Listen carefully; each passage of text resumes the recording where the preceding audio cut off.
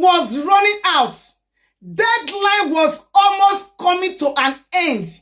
Exactly 11 p.m. at dot before 12 a.m. as promised, as Donald Trump, the deadline given to Iran started begging Pakistan to tell America to cease fire at least for 2 weeks, and then we opened the Strait of Hormuz immediately, and that was exactly what happened. But before we continue, let's listen to the Secretary of War, Pete Hegseth, giving a press conference how Iran begged for the ceasefire at least for 2 weeks for them to be able to come to the negotiation table and make a deal. Let's listen to it. Iran has been a threat to the United States and the free world for 47 years. Chants of death to America, targeting our people, killing Americans, lying and blackmailing their way toward a nuclear weapon, so they thought. No longer. Not on our watch. Other presidents marked time and kicked the can down the road. President Trump made history. From the strike that took out Qasem Soleimani, to tearing up the disastrous Obama-Iran deal, to the precision campaign that obliterated Iran's nuclear sites in Operation Midnight Hammer, to the decisive military victory we just achieved in Operation Epic Fury. No other president has shown the courage and resolve of this commander-in-chief. President Trump forged this moment. Iran begged for this ceasefire, and we all know it. As the President Truth this morning, a big day for world peace. Iran wants it to happen. They've had enough. Operation Epic Fury was a historic and overwhelming victory on the battlefield. A capital V military victory. By any measure, Epic Fury decimated Iran's military and rendered it combat ineffective for years to come. You see, in less than 40 days, one of our combatant commands, Central Command, CENTCOM, using less than 10% of America's total combat power, dismantled one of the world's largest militaries. The world's leading state sponsor of terrorism proved utterly incapable of defending itself, its people, or its territory. We untied just a fraction of our strength, and Iran suffered a devastating military defeat. Together with our Israeli partners, America's military achieved every single objective, on plan, on schedule, exactly as laid out from day one. Iran's Navy is at the bottom of the sea, whether it's the Soleimani class, their frigate class, their prized drone aircraft carriers, submarines, mine layers, sunk. Iran's Air Force has been wiped out. Iran no longer has an air defense, any sort of a comprehensive air defense system. We own their skies. Their missile program is functionally destroyed. Launchers, production facilities, and existing stockpiles depleted and decimated. And almost completely ineffective. Iran shot hundreds and hundreds of missiles and one-way attack drones at our aircraft carrier. They were obsessed with it, and they never got even close. Every single one of those shots easily shot down miles and miles away from the Abe Lincoln. They were blowing ammo into Fantasyland.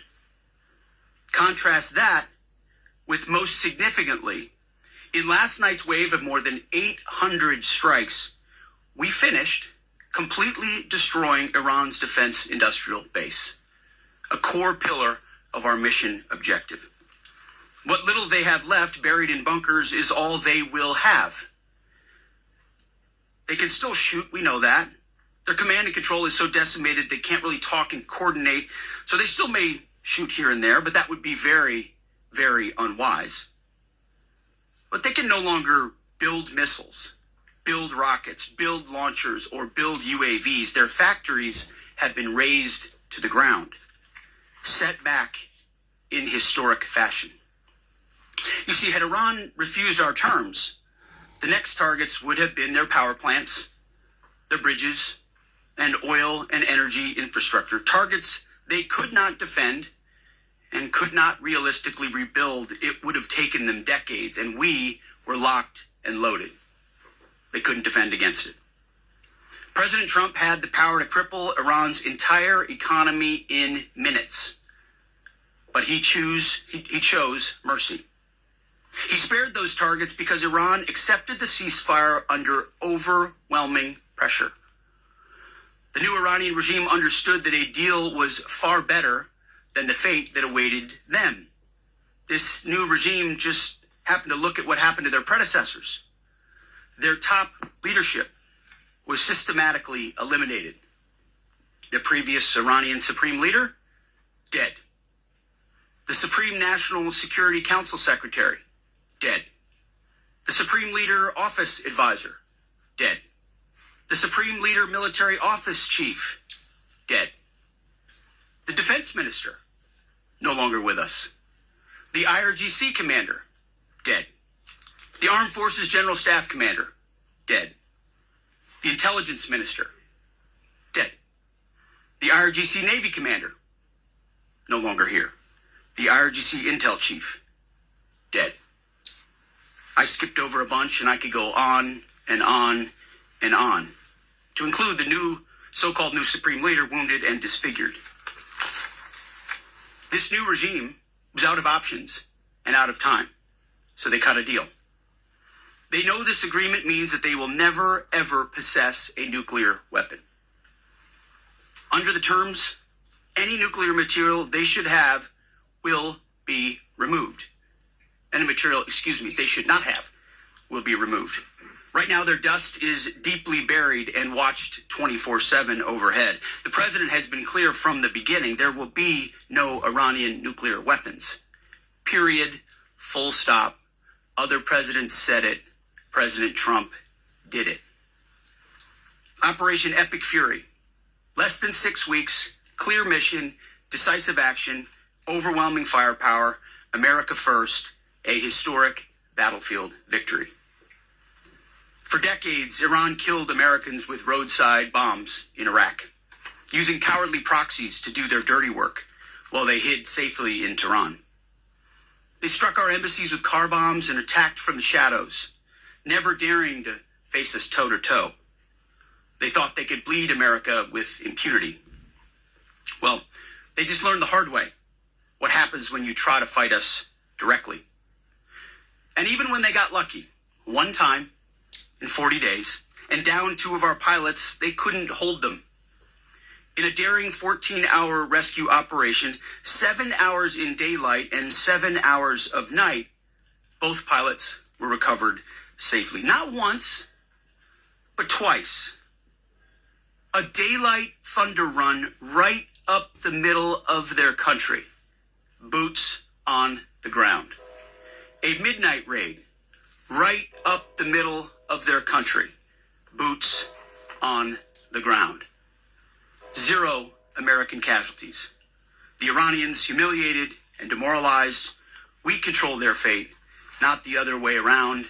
That's why they came to the table.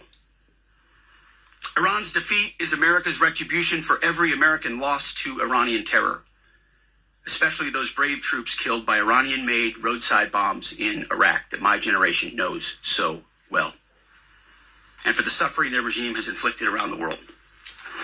Now we have a chance at real peace and a real deal. The War Department, for now, has done its part. We stand ready in the background to ensure Iran upholds every reasonable term. And as everyone knows, nobody makes a better deal than President Trump. To the warriors of Epic Fury, I say well done. You're the backbone of our country. Your skill, your bravery, and sheer guts and grit showed the world what America is all about. I'm proud of you. We're proud of you. President is proud of you. Job well done. But stay vigilant and stay ready. To the families of our fallen, your sacrifice was in service of a historic cause, and we will always remember your heroes, our heroes. We will continue to honor them.